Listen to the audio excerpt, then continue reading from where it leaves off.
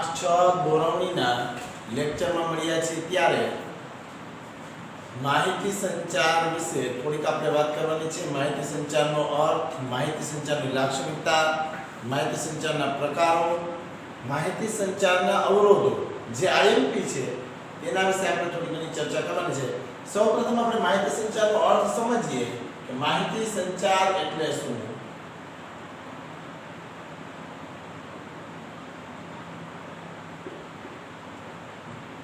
માહિતી સંચાર એ દોરવણીના તત્વોમાંનો એક દોરવણીનું તત્વ એટલે માહિતી સંચાર છે।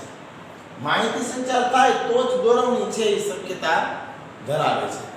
આજના યુગની અંદર આપણે જોઈએ કે સંદેશાવ્યવહાર, વાહન વ્યવહાર આ બધાને કારણે વિશ્વ એક બજાર બની ગયું છે, વિશ્વ એક ગામડું બની ગયું છે કે આપણા નજીકના સેન્ટરની અંદર આપણે કોઈ પણ વસ્તુ છે એ મેળવી શકીએ છીએ। તો માહિતી સંચારનો અર્થ સમજતા પહેલા આપણે માહિતી પ્રેષણને પણ સમજી લેવું પડે કે માહિતી પ્રેષણ કોને કહેવામાં આવે છે। બે શબ્દને બરોબર સમજીએ। માહિતી પ્રેષણ એટલે શું? તો કે નિમ્ન સપાટીએથી મધ્ય સપાટીએ, મધ્ય સપાટીએથી ઉચ્ચ સપાટીએ અહેવાલો પહોંચાડવાની પ્રક્રિયા એટલે એને માહિતી પ્રેષણ તરીકે ઓળખવામાં આવે છે। માહિતી પ્રેષણ એટલે નિમ્ન સપાટીએથી મધ્ય સપાટીએ, મધ્ય સપાટીએથી ઉચ્ચ સપાટીએ અહેવાલો પહોંચાડવાની પ્રક્રિયાને માહિતી પ્રેષણ કહેવાય છે। હવે જે અહેવાલો જે પહોંચાડેલા છે તે અહેવાલો સ્વરૂપે ઉત્તર સ્વરૂપે જ્યારે લેવડ અને દેવડ એવો શબ્દ વપરાય ત્યારે એને માહિતી સંચાર છે તરીકે ઓળખવામાં આવે। લેવડ દેવડ આમાં ખાલી માહિતી પ્રેષણમાં લેવડ દેવડ થાય છે, લેવડ ન થતું પણ માહિતી સંચારની અંદર છે લેવડ દેવડ બંને છે થતું જોવા મળે છે। અહીંયા આપણે એનો અર્થ જોઈએ કે શબ્દો, પત્રો, સૂચનાઓ, આદેશ વગેરેની જ્યાં લેવડ દેવડ થતી હોય તેને માહિતી સંચાર તરીકે ઓળખવામાં આવે છે કે જ્યાં એવી પ્રક્રિયા શબ્દો, પત્રો, સૂચનાઓ, આદેશો આ બધાની લેવડ દેવડ થતી હોય તેવી પ્રક્રિયા એટલે માહિતી સંચાર તરીકે ઓળખવામાં આવે છે। આપણે વ્યાખ્યા જોઈએ કે માહિતી સંચારની વ્યાખ્યા શું કરી શકાય। માહિતી સંચાર એટલે માહિતી સંચારનો અર્થ અને માહિતી સંચારની વ્યાખ્યા એટલે હકીકતો, વિચારો, અભિપ્રાયો, હકીકતો, વિચારો, અભિપ્રાયો, લાગણી, હકીકતો, વિચારો, અભિપ્રાયો, લાગણી તે બે કે તેથી વધુ વ્યક્તિઓ વચ્ચે લેવડ દેવડ કરવી। બે કે તેથી વધુ વ્યક્તિ વચ્ચે ની લેવડ દેવડ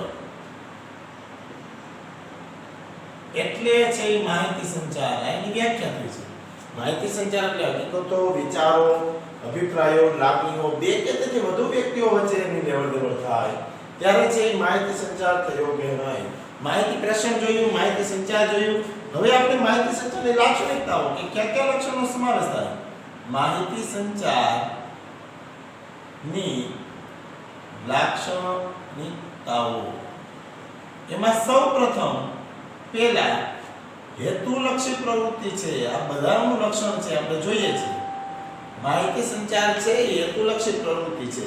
જ્યારે માહિતી સંચારનો હેતુ માત્ર ખાલી પૂરતી માહિતી પહોંચાડવાનો એવો નથી, પણ માહિતી પહોંચાડ્યા પછી પણ તેને સમજી તેને કાળજી રાખવામાં આવે છે અને માહિતીનો હેતુ સિદ્ધ થાય તે ધ્યાનમાં રાખવામાં આવે છે। એટલે માહિતી સંચારની છે પ્રક્રિયા હેતુલક્ષી છે, દ્વિમાર્ગી પ્રક્રિયા છે। માહિતી સંચારની પ્રક્રિયા કેવી છે? એક માર્કમાં પણ યાદ રાખવું છે, દ્વિમાર્ગીય પ્રક્રિયા છે। બે માર્કના પ્રશ્ન પૂછાય તો પણ આપણે એને યાદ રાખશું કે માહિતી સંચાર છે એ દ્વિમાર્ગીય પ્રક્રિયા છે। દ્વિમાર્ગીય એટલે બંને બાજુ આપણે જોઈએ નિમ્ન સપાટીથી ઉચ્ચ સપાટી, ઉચ્ચ સપાટીથી મધ્ય સપાટી અને મધ્ય સપાટીથી ઉચ્ચ, ઉચ્ચ, નિમ્ન અને મધ્ય આવી રીતના ત્રણ સપાટીઓ છે એમાં બંને બાજુએ થાય છે। કોઈ નિમ્ન સપાટી અને મધ્ય સપાટીના કઈ અહેવાલો અને સૂચનો હોય તો તે ઉચ્ચ સપાટીને પણ જાણ કરે છે. ઉચ્ચ સપાટીવાળા કાંઈ પણ સૂચન હોય તો મધ્ય અને નિમ્ન સપાટીને જાણ કરે છે. એટલા માટે માહિતી સંચારને એક માર્કમાં પણ પૂછાય તો યાદ રાખવાનું છે કે માહિતી સંચાર એ દ્વિમાર્ગીય પ્રક્રિયા છે. ત્યાર પછી કાયમી પ્રક્રિયા છે અથવા સતત ચાલતી પ્રક્રિયા છે.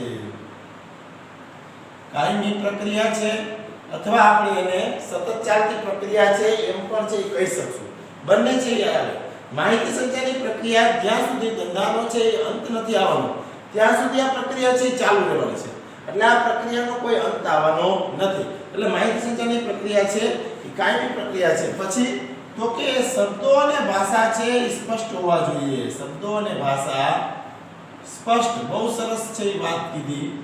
શબ્દ અને ભાષા છે એ સ્પષ્ટતા હોવી જોઈએ. કોઈ પણ માહિતી સંચાર આપણે આપીએ છીએ, જ્યારે કોઈ સાથે વાત કરીએ છીએ, કોઈને માહિતી પહોંચાડીએ છીએ, ત્યારે શબ્દો, ભાષા એ બધું સ્પષ્ટ હોવું જોઈએ.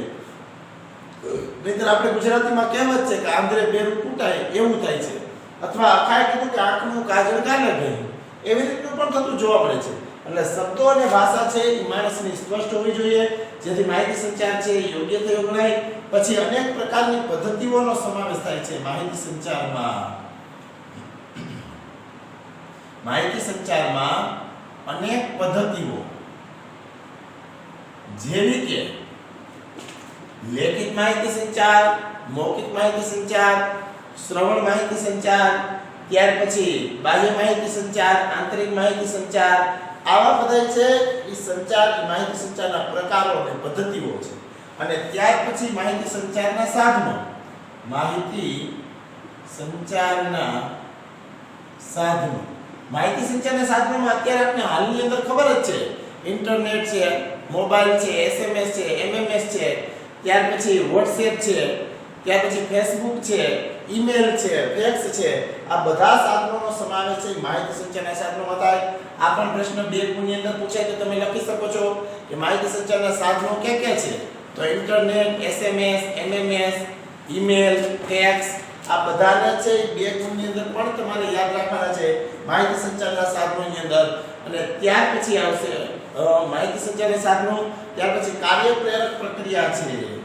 માહિતી સંચાર એ કાર્યપ્રેરક પ્રક્રિયા છે. માણસ છે એ આપણે પહેલા જ જોઈ લીધું, પ્રેરક એટલે પ્રોત્સાહન આપવું, અભિપ્રેરણ કરવું. તો કાર્યને કોઈ પણ માહિતી જ્યારે મળવામાં આવે છે, આપણે કોઈને છે સાંભળીએ છીએ કે ભાઈ આની માહિતી આવી છે, આની માહિતી આવી છે, તો મને કાર્ય કરવા માટેનો ઉત્સાહ આવશે. એટલા માટે એને કાર્યપ્રેરક પ્રક્રિયા તરીકે ઓળખવામાં આવ્યું. હજી પણ આના ઘણા બધા લક્ષણો હોઈ શકે છે, પણ આપણે આટલા લક્ષણોમાંથી 5 લક્ષણોને યાદ રાખશું, અથવા યાદ રહે તો વધુ. અને હેલા છે પાછા આપણે વ્યાખ્યા તરફ જઈએ કે માહિતી સંચાર એટલે હકીકતો, વિચારો, અભિપ્રાયો, લાગણીઓ, આ બધાને 2 કે તેથી વધુ વ્યક્તિઓ વચ્ચેની લેવડ-દેવડ કરવી, એટલે એને માહિતી સંચાર તરીકે ઓળખવામાં આવે છે. માહિતી સંચારની લાક્ષણિકતાની અંદર હેતુલક્ષી પ્રવૃત્તિ છે, દ્વિમાર્ગીય પ્રક્રિયા છે, કાયમી પ્રક્રિયા છે, શબ્દ અને ભાષા એમાં સ્પષ્ટ હોવા જોઈએ.